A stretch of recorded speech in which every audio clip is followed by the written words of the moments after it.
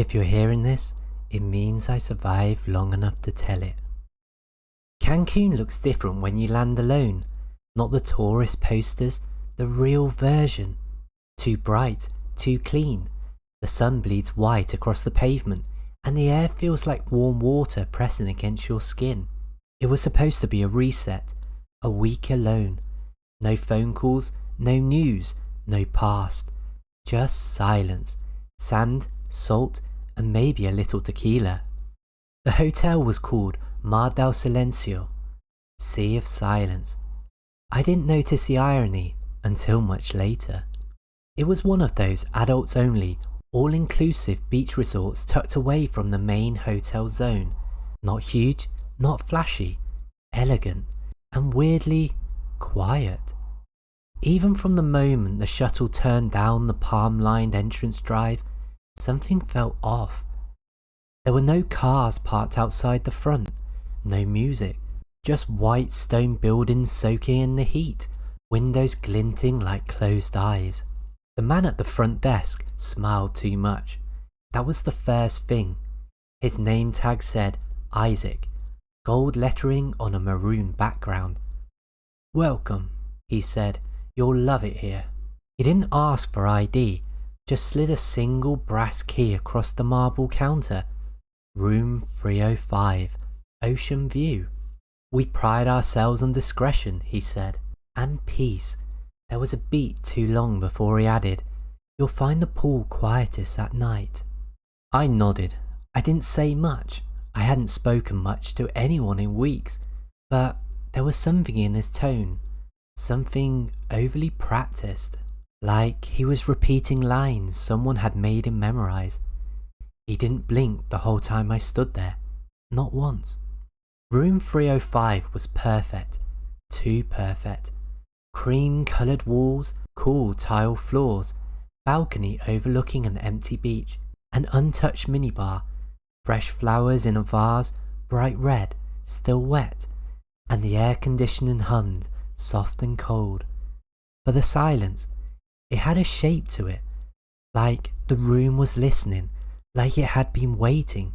I dropped my suitcase and I lay on the bed, watched the ceiling fan rotate slowly overhead. I tried to let go, but I couldn't, not entirely, because as I lay there, I realised I hadn't seen another guest, not in the lobby, not on the beach, not in the surrounding balconies, only staff, always staff, smiling too wide. That night, I walked the grounds. It should have been busy. Dinner service, lounge music, people drinking, laughing, moving around. But everything felt paused, like a stage before the actors walk on.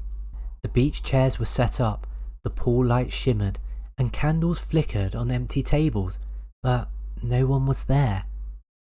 I walked past a row of cabanas and saw a young woman standing barefoot in the sand.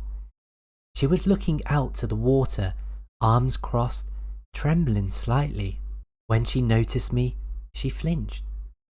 Her eyes were wild, the kind of look you get when you've gone too long without sleep. She walked fast, not towards me, away. But as she passed, she muttered something under her breath. I barely caught it, just the one sentence, but it chilled me more than the ocean breeze. "They're watching you, always watching. Don't drink anything red." I turned to call her, but she was gone. At dinner, there was only one other guest in the dining hall when I went in, a heavy-set man, mid-50s, wearing a Hawaiian shirt too bright for his own good. He was sitting stiffly at the table, fork in hand, but not eating. His plate was full, steak, shrimp, roasted veg. But he just sat there, blinking slowly, like he'd forgotten how chewing worked. I nodded as I passed. He didn't respond, didn't even look up. The waiter approached, a tall man with a shaved head and a narrow, thick smile. "Would you prefer something cold?" he asked. "Perhaps the house agua de hibiscus?" I declined. I asked for bottled water. His smile faltered for the smallest moment and then returned. Too wide, too white. As I drank, I looked back at the man in the Hawaiian shirt. His head was tilted now. His eyes locked on mine. He raised his hand and gave me a slow, jerky thumbs up, then turned back to his full, untouched plate. I left half an hour later and he was still sitting there. Same plate, same smile. On the second morning, I woke up to the sound of footsteps above me. Slow, deliberate. The floor plan made no sense. There shouldn't have been rooms directly above mine, but the sound was there. Scrape, step, scrape, step. It continued for almost 15 minutes, and then silence. I went to the front desk and asked about the woman I saw. I described her, the beach, the time. Isaac, still behind the desk, smiled again. "We haven't had any other arrivals this week," he said. "You're our only guest right now." Lie! It had to be. I mentioned the man in the Hawaiian shirt. He hesitated, then leaned forward and whispered, "Sometimes our guests prefer not to be disturbed. They're healing." He winked and went back to typing nothing on a keyboard when the monitor was turned off. I stood there for a long time, waiting for something, an explanation, a laugh, anything. But Isaac never looked up again. The resort didn't feel like a place for guests anymore. It felt like a waiting room. One where the receptionist won't make eye contact and no one ever calls your name. That afternoon, I returned to the dining hall, partly because I was hungry, but mostly because I needed to confirm I wasn't going mad. The man in the Hawaiian shirt was gone. His table sat perfectly reset, a fresh white cloth, polished silverware, and untouched glass of tea. I asked the waiter, a different one this time, younger, eyes sunken into his skull, if the man had checked out. What man?" he said. "You've been our only guest this week." I stared at him. Tall, American, maybe 55, a loud shirt, and he sat over there. The waiter tilted his head slightly, smiled faintly. "You must have been dreaming, senor." He collected the untouched tea and walked away. The tea left a red ring on the table. It looked like dried blood. I went looking for the woman I'd seen on the beach, the one who warned me not to drink anything red. The sand was untouched. No footprints, no shells, no cigarette butts, no signs of life. Just lines from the tide gently licking the shoreline. Even the breeze felt fake, like it was piped in from speakers hidden in the palm trees. As I stood there, I noticed something odd about the lifeguard tower. There was no ladder, no access point at all, just a pale wooden structure with a single chair on top, empty. But when I looked again, I could have sworn I saw someone sitting there, only for a second, and gone before my eyes could adjust. The longer I stayed outside, the more I noticed the cameras. Tiny black domes perched in palm fronds, mounted discreetly like overhangs buried in flower beds, all pointed towards the walking paths, never away, always watching the guests. I turned back towards the main building, and I saw something I hadn't before. The pool had been drained. No one was around, no music, no staff, just the drained pool exposed under the full sun. Concrete walls cracked from age, the smell of chlorine and heat baking into my skin, and in the very centre of the deep end was a square steel hatch, bolted down, unmarked, not part of any pool system I've ever seen. It didn't belong. I climbed down into the empty pool. The concrete was warm and strangely soft under my feet, almost like flesh.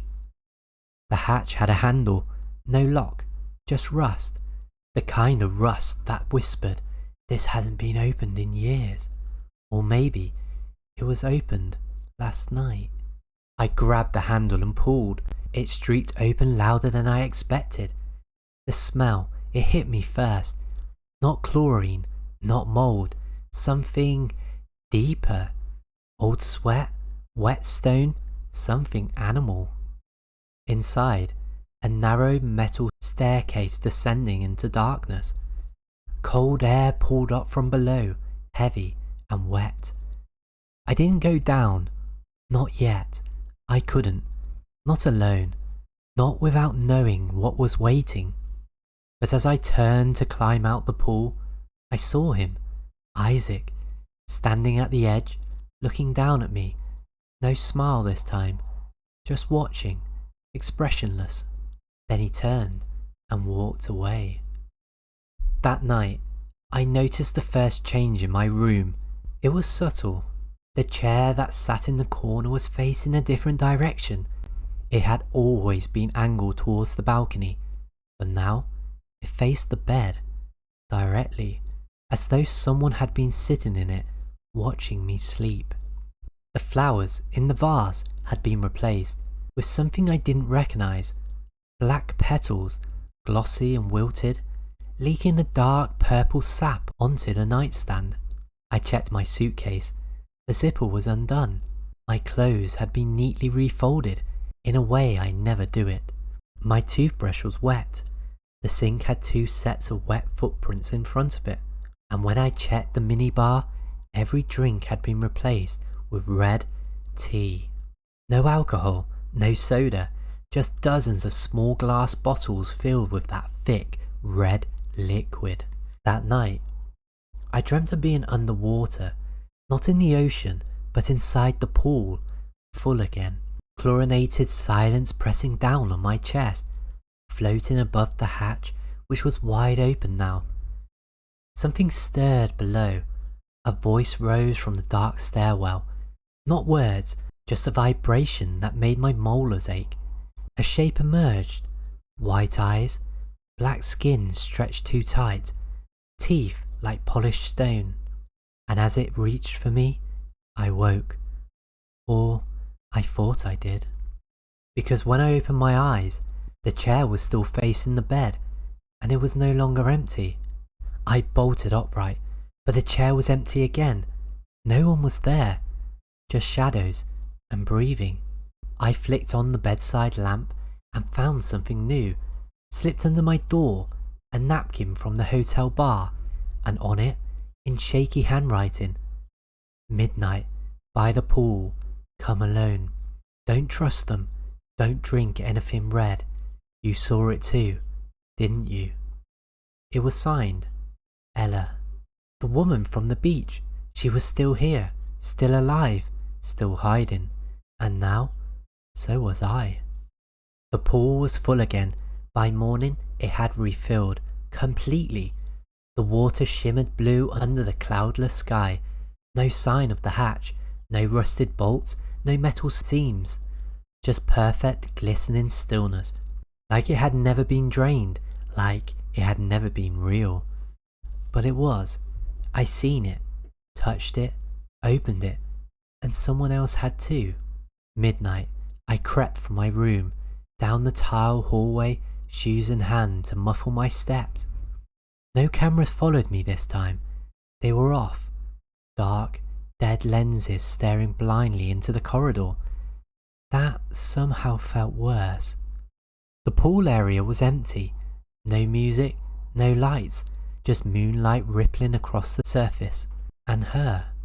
Ellie stood near the deep end, barefoot, wearing a loose grey hoodie and pyjama shorts. Her arms were crossed, eyes sunken, hair damp, like she's already been in the water. "You saw it, didn't you?" she said. Her voice was low, brittle. I nodded.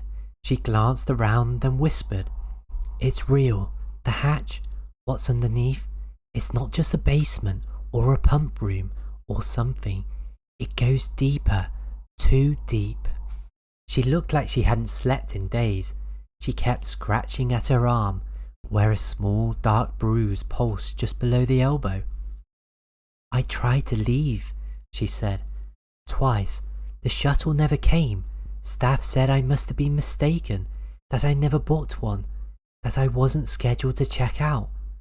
She leaned in closer and whispered, I checked the records. They don't have my name, not on any guest list, not even at reception. They say I've never been here. I stared at her. That's not possible. She gave a hollow laugh. Yeah, welcome to Mar del Silencio.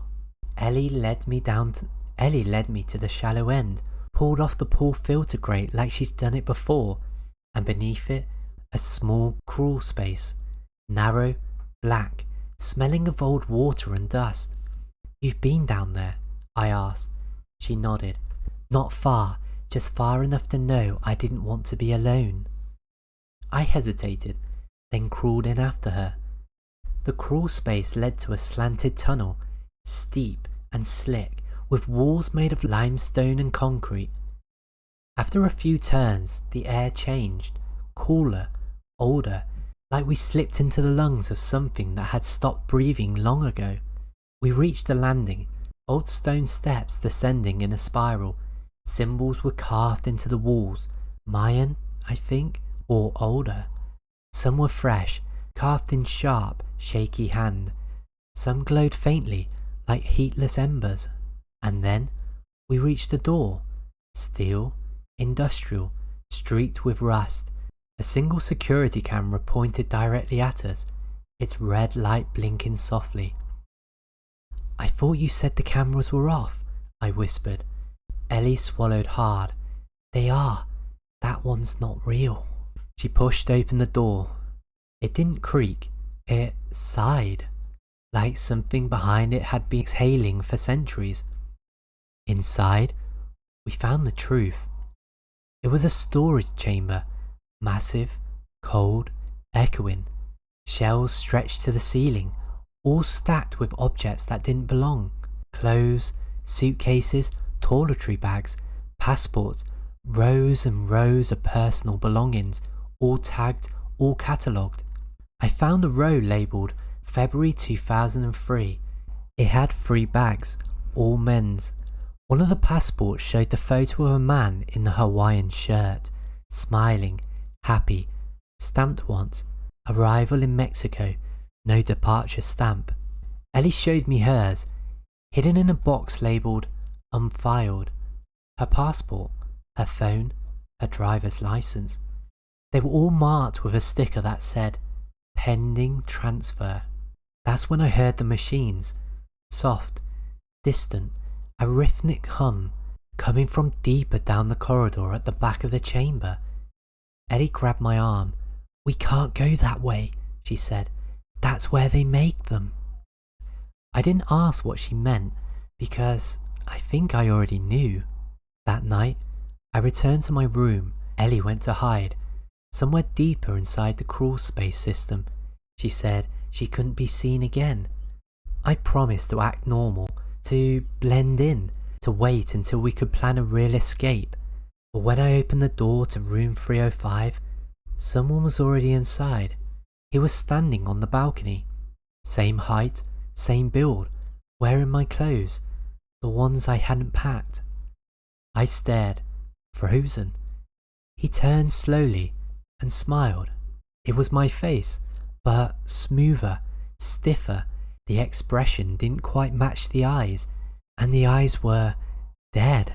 He didn't speak, didn't move, just stood there, smiling, watching me. I stepped back into the hallway and shut the door. I counted to 10, opened it again. The room was empty, but the chair, in the corner, was still facing the bed. I didn't sleep, not really. Every time I closed my eyes, I saw him standing on the balcony again, my own face stitched into that hollow smile. He didn't say a word, but I knew what he wanted, to take my place. The next morning, the energy at the resort had shifted. It was no longer pretending to be a vacation spot. The staff didn't smile anymore, they just watched, standing at corners, by elevators, behind trees. When I asked to check out, Isaac was waiting at the desk. He looked up at me, perfectly calm. There's no record of your booking, he said, but we're happy to continue your stay indefinitely. He turned the screen towards me. My profile photo was gone, replaced by a man I saw on the balcony. Same clothes, same eyes, but something off. A guest ID printed under the image. 305B. Status. Active. What is this? I asked. He tilted his head. You've always been here, sir. Would you like some tea while we prepare your poolside relaxation program? I walked out. Fast. I didn't speak. I didn't go back to my room. Ellie found me near the back of the grounds, by the fence that bordered the jungle. Her eyes were wild. They made one of you, didn't they? She said.